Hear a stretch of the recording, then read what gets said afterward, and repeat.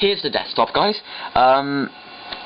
As you can see, you got your menu bar at the top here, and you got your desktop icons. So I'm moving around my mouse with the mouse.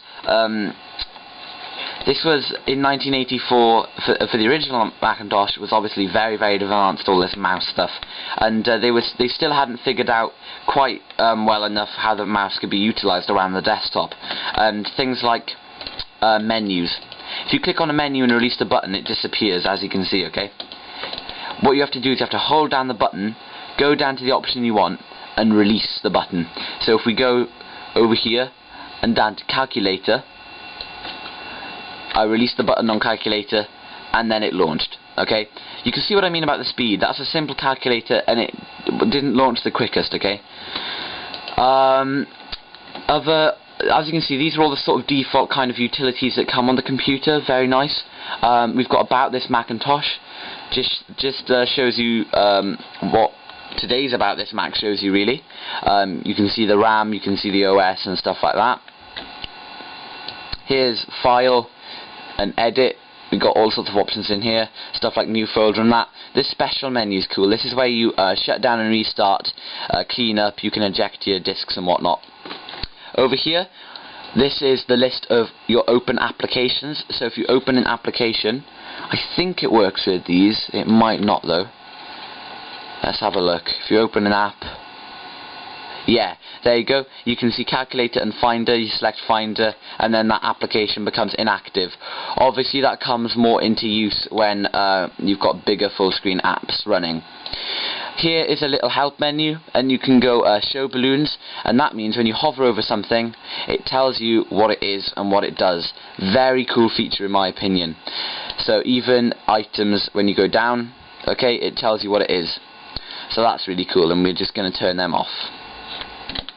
If we create a new folder here then, as you can see, you can do the usual keyboard commands as well. If we create a new folder and we call it, let's have a look, YouTube. No, we'll just call it hello. Now, this is very awkward for me to type on here, guys, because I'm actually trying to do it around the tripod, and you know how on modern keyboards, on I believe F and J, you get the little dots on the letters to show you where your fingers are meant to go. Well, they're not on this keyboard. They're actually on the D and the K, which is very awkward. But anyway, here's the folder we just created. If we make a little bit of a mess here, you can see a feature that they've kept in OS X today, and that's clean up. Okay, and it basically rearranges everything to straighten everything out and make it all neat and tidy. Now then, that's enough of the desktop. I'll just show you what happens when you delete something. When you drag it in, you can see that the waste paper sort of bulges slightly, and then when you empty it, you get a dialog box, warning, and then OK, and it empties. It goes back to a thin can. So, let me show you, I've got enough time to probably show you one piece of software and two games, one or two games, something like that. So if we open the hard disk here then, as you can see, I've got folders in here. I'll go for software first. So I'm going to double click to open the software folder. And let's see, what could I show you? Do you know what, guys? For a laugh, I'm going to show you Microsoft Word, because you can see how it compares to Microsoft Word by today's standards. By the way, if you see these lines on the screen, that's not on the screen, it's just the camera is really bad at recording it. So one thing you've got to be careful about these Macs, guys, is when you click on an app and you don't use it, or anything, a file or anything, a folder, you can actually rename it, so be careful there. So we're going to launch Microsoft Word, and you can get the idea of the speed of this computer. So it's loaded the menu bar items, as you can see, 1992 and its serial number there. Microsoft Word. It's all looking very good.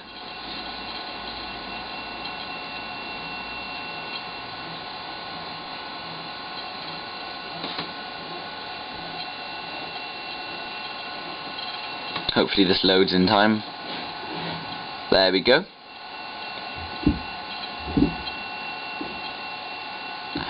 And there is Microsoft Word, guys. Almost loaded. There you go. It's loaded. So this is your basic, well, not basic, very advanced for back then, text kind of software. You could also get the Claris Mac Write series and Mac Paint and all that, but this has Word installed on it. It's a fairly snappy machine. Now up here you can see that we can go Microsoft Word and back to Finder and stuff like that. So you can't minimize, but you can select the apps. What you can do is you can go up here and you can go to hide Microsoft Word, and that will sort of minimize it up here, I guess, you know. And then it's out of the way when you want to do other things, and you can bring it back up like so. Okay, so there's Microsoft Word. You can obviously change all of your options up here. No colours, obviously, because it's a black and white screen. You can save as, you can print if you've got a printer connected. All of this stuff is pretty basic. But you might notice something, guys, and it isn't running very quick. You might be thinking, give it a chance, it's a computer from the 90s, you know. But, guys, it doesn't load that quickly. And that was the complaint that lots of people had. It's a fairly slow machine. So obviously I don't want to save. As you can see, it's got to completely load the desktop icons back up and that. I've seen the Macintosh Classic 2 in performance, and it is quicker than this. Okay, let me show you games then. Let me just drop down. Right, this is a very famous one. This is Shuffle Puck. But this isn't the cafe version, this is just the basic game, so it doesn't go through all of that music and stuff that the other one does at the start. But here it is. Now you'll get the idea of the game as soon as I start playing. There you go. And the scores are at the top there. So this is an extremely addictive game. As you can see, I'm quite out of practice. You can hear the internal speaker there as well. Okay, it's hard at work. The sounds on this computer are very, very good. I can't even hit the damn thing. The sound is very good in my opinion. It also has an output, I believe, on the back for headphones. Even though it's a mono output, it's still a jack, a 3.5mm jack. So that's all good. And this is the internal speaker you're hearing here. Another thing they added to the Macintosh Classic 2 was a microphone, so that was a good improvement as well.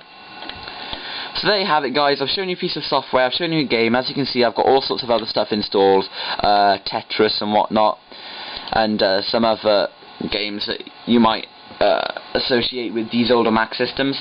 But yeah, this is the Macintosh Classic, guys. I've been wanting to show it for a while. Sorry if some of the facts in this video have been wrong. I 99% believe myself about what I'm saying, but it has been a long time since I've used this computer. So, to shut it down, special, shut down. And like I was saying about the whole power thing, okay, the power supply is manually turned on and off. So, it says, you know, it's safe for you to shut down your Mac. You can click restart if you want, but you've actually got to physically flick the switch at the back of the machine, like so. And then it shuts down. Overall, the machine is very, very quiet, very compact, very sleek, and I do like it. And something I forgot to show you at the start is I do actually have the original system discs for it, the floppy disks. So, sorry I didn't have time to show you anymore. This has already gone into a two-parter video, but it was definitely worth it. I've thoroughly enjoyed showing you, and if you have any questions, don't hesitate to ask. I fully recommend any vintage Mac user to purchase one of these. I did complain about the speed a lot in this video, but So sorry about that, guys. I was having really bad luck with the camera today. There were some really jerky moments in the video where the camera just randomly cut out and everything. But anyway, as I was trying to say, even though I did complain about the speed a lot in this video, that doesn't mean you shouldn't go out and buy one. They're fantastic retro products, and anyone interested in older Macs or vintage computing will appreciate this Mac loads, and me included. So thanks very much for watching. I hope you've enjoyed the video. Please leave your feedback in the comments, please rate and subscribe, and I hope you enjoy the rest of your day.